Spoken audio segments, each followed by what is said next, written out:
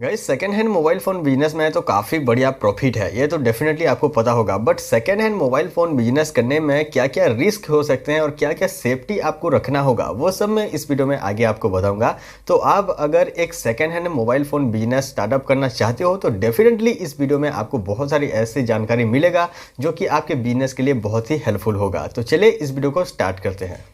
देखो, हर बिजनेस में तो रिस्क बहुत सारे हैं, बट आप अगर सेकेंड हैंड कोई भी बिजनेस करते हो तो वहाँ पे रिस्क जो है थोड़ा सा एक्स्ट्रा हो जाता है। यहाँ पे आपको अगर second hand mobile phone business startup करना है तो यहाँ पे आप जिससे भी फ़ोन खरीद रहे हो और जिसको भी आप फ़ोन को बेच रहे हो उसको आपको बिल देना होगा। यानी आप जिससे फ़ोन खरीद रहे हो उससे ओरिजिनल बिल और बिल का जो बॉक्स है, फ़ोन का जो बॉक्स है वो आप मांगिएगा। वहाँ पे सारे फ़ोन को चेकअप कर लेना कि यहाँ पे फ़ोन सही तरीके से है या फिर नहीं, फ़ोन कभी खुला हुआ है या फिर नहीं हुआ है, और उसी हिसाब से आपको जो रेट है वो फिक्स करना है। उससे आपको ओरिजिनल बिल और ओरिजिनल बॉक्स मांगना है। इन केस अगर ओरिजिनल बिल और बॉक्स नहीं है उसके पास में तो आप क्या कीजिएगा, आप एक स्टैम्प पेपर पे उसका साइन ले लीजिएगा और वहाँ पे कुछ टर्म एंड कंडीशन भी लिख लीजिएगा कि इस फ़ोन का बिल और बॉक्स नहीं है, और ये फ़ोन जो भी कंडीशन है उसका कंडीशन का वहाँ पे लिस्ट लिख लीजिएगा और वहाँ पे उससे साइन करके ही आप फ़ोन को रखिएगा बिजनेस के लिए। यहाँ पे इन केस अगर वो फ़ोन चोरी का हुआ या फिर कुछ ऐसे अगर डुप्लीकेट केस हुआ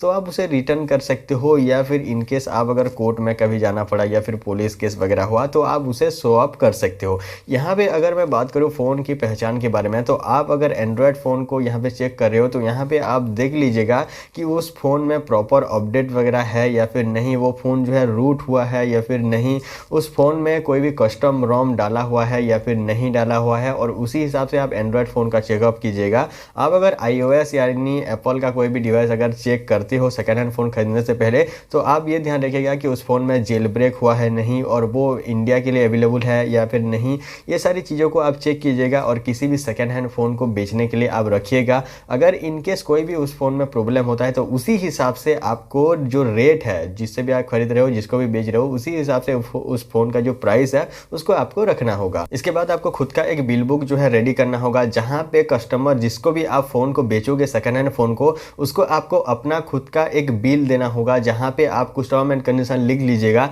जहाँ पे टर्म एंड कंडीशन में आप ये लिख सकते हो कि जो भी कस्टमर इस फ़ोन को ले रहा है सारी चीज़ों को चेक करने के बाद में ले रहा है, इस फ़ोन में कोई भी प्रॉब्लम नहीं है और बिना कोई प्रॉब्लम के ये फ़ोन ले रहा है। और वहाँ पे आप जो टर्म एंड कंडीशन आप देना चाहो वो दे सकते हो, या फिर जो रिटर्न वगैरह का जो भी पॉलिसी है उसको आप दे सकते हो। ये जो बिल आप खुद से दोगे, जो कि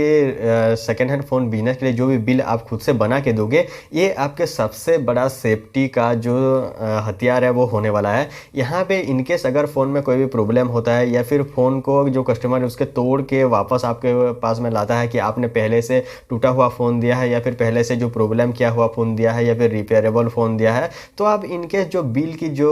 कॉपी है या फिर जो बिल है उसको आप दिखा के उससे बोल सकते हो कि आपने ये सारे टर्म एंड कंडीशन को जो है एक्सेप्ट करके फ़ोन को अच्छी तरीके से चेक करके आपने लिया है, तो इसमें रिटर्न वगैरह नहीं हो सकता, या फिर जो भी है यहाँ पे आपका बहुत बड़ा हथियार हो सकता है आपका खुद का सेकेंड हैंड फ़ोन का बिल। और इन्हीं सारी चीज़ों के बिना आप किसी second hand mobile phone business में बिल्कुल भी एंटर मत कीजिएगा, क्योंकि यहाँ पे बहुत सारे रिस्क यहाँ पे हो गए हैं। इनकेस अगर फ़ोन चोरी का हुआ और आपने उसे खरीद लिया और किसी और को बेच दिया, वहाँ पे अगर केस वेस हो गया तो आप बहुत बड़े मुसीबत में पड़ सकते हो। इन्हीं सारी चीज़ों के साथ में आप अगर सेकेंड हैंड फ़ोन को बिजनेस करोगे तो डेफिनेटली कोई भी प्रॉब्लम नहीं होगा। फिर भी कोई भी सवाल या फिर सुझाव है तो नीचे कमेंट में या फिर इंस्टाग्राम में मुझसे पूछ सकते हो। आज के लिए बस इतना ही guys, thanks for watching, thank you.